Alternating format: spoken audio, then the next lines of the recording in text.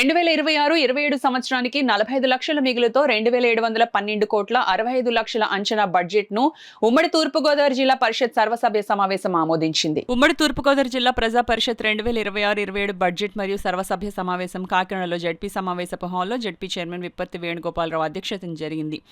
సమావేశంలో 2025-26 సంవత్సరానికి సవరించిన బడ్జెట్ను 2026-27 ఆర్థిక సంవత్సరానికి అంచనా బడ్జెట్ను చర్చించి ఆమోదించారు. ఎలాంటి ప్రశ్నలు సందేహాలు లేకుండా అధికారులు ప్రవేశపెట్టిన పద్దును ఆమోదించిన సభ్యులు జడ్పీటీసీ చేసిన పనులకు నిధులు రాకపోవడం, కొత్త పనులకు నిధులు కేటాయించకపోవడంపై మాత్రం అభ్యంతరం తెలిపారు. అదేవిధంగా ఎంపీడీఓలు మండలంలో జరిగే అభివృద్ధి కార్యక్రమాలకు సంబంధించి జడ్పీటీసీలకు ప్రోటోకాల్ పాటించడం లేదని ఆగ్రహం వ్యక్తం చేశారు. ఈ సందర్భంగా జడ్పీ చైర్మన్ విప్పర్తి వేణుగోపాలరావు మాట్లాడుతూ జడ్పీటీసీలకు కేటాయించిన అభివృద్ధి పనులకు సంబంధించి నిధులను మంజూరు చేయడం జరుగుతుందన్నారు.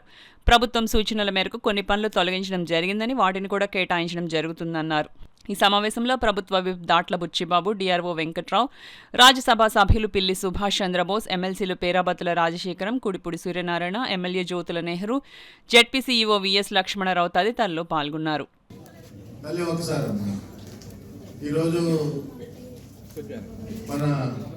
ఉమ్మడి తూర్పుగోదావరి జిల్లా పరిషత్కి మొట్టమొదటిసారిగా విచ్చేసినటువంటి శ్రీ భూపతిరాజు ఈశ్వర్రాజు వర్మ గారు, సాయిబాబా రాజు గారు గౌరవ అధ్యక్షులు, జిల్లా గ్రంథాలయ సంస్థ ఉమ్మడి తూర్పుగోదావరి జిల్లా. అలాగే పెచ్చేటి చంద్రమౌళి గారు గౌరవ పర్సన్ ఇన్ఛార్జ్ జిల్లా సహకార మార్కెటింగ్ సొసైటీ వారు మన సభకు పరిచయం చేయండి. వారికి స్వాగతం కూడా పలకడం జరిగింది.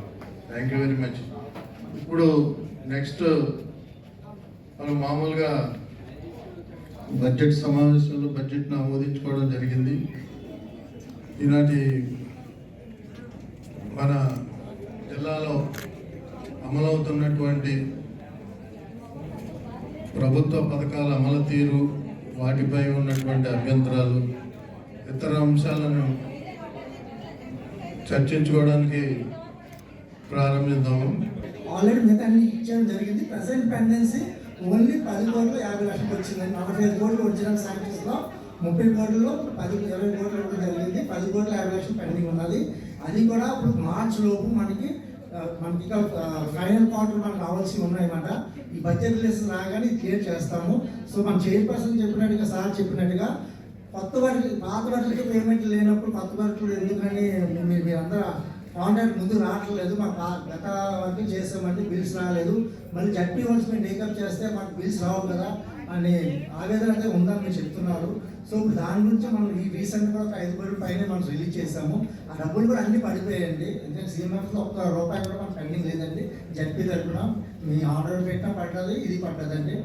ఇంకోటి ఏంటంటే ఇప్పుడు సార్ చెప్పినట్టుగా అందరు జడ్పీటీస్కి ఈక్వల్గా మీరు కొంతమంది జడ్పీస్ ఆల్రెడీ ఇచ్చారు మీ లెటర్లో, మిగతా కూడా సభ్యులను కూడా ఇస్తే వర్క్స్ అవన్నీ కూడా మేము శాంక్షన్ ఇస్తామండి. ఇచ్చిన తర్వాత పేమెంట్ కూడా చాలామంది అంటే రిక్వెస్ట్ చేశారు, మా పదవి దగ్గరలో ఉందనండి. బట్ ఎప్పుడైతే ఏప్రిల్ మన కొత్త ఫైనాన్షియల్ స్టార్ట్ అవుతుందో ఆ ఏప్రిల్కి అవి కూడా తొందరగా కంప్లీట్ చేసి మాకు బిల్స్ పంపిస్తే అవి కూడా కొత్త శాంక్షన్స్ కూడా మీ టర్మ్లో మీరు 9 కాన్స్టిట్యూషనల్ జడ్జెస్ మైనింగ్ చేసేటటువంటి ప్రాంతానికి ఎక్స్ట్రాక్ట్ చేసేటటువంటి ఎనీథింగ్, ఆయిల్, గ్యాస్ కానీ లేకపోతే బొగ్గు కానీ ఏదైనా సరే రాయల్టీ యూ మస్ట్ పే అని చెప్పి జడ్జిమెంట్ ఇచ్చినప్పుడు 10 ఏళ్ళు అయింది. మన జిల్లా పరిషత్తు ఎందుకంటే రిలయన్స్ ఇక్కడ నుంచి వెళ్తుంది, సిఎస్ఆర్ ఫండ్స్ అని ఒక్కబెట్టి వాళ్ళు ఏదో కలెక్టర్ ఏదో వాళ్ళు కావాల్సిన వాళ్ళకి ఇచ్చుకోవడం, వాళ్ళ డబ్బులు మిగిలినంత మోసం చేయడం. ఏదైనా ₹1 కోటి పని ఉంటే 10 కోట్లు అడ్డుకోవడం ఎమ్మెల్యేలు. ఇది కరెక్ట్ కాదు. జడ్పీటీసీని బాధపడుతున్నారు కదా, వాళ్ళందరూ కూర్చోబెట్టండి, మీరు మీటింగ్ పెట్టండి. మీటింగ్ పెట్టి ఇప్పుడు ఈవేళ on records minimum 500 crores mining royalty మనకు రావాలి. దాన్ని తక్షణం తెమ్మని చెప్పి మీరు సుప్రీంకోర్టులో కేసు వేస్తారా, హైకోర్టులో కేసు వేస్తారా, లేకపోతే రాష్ట్ర ప్రభుత్వానికి విజ్ఞప్తి చేస్తారా?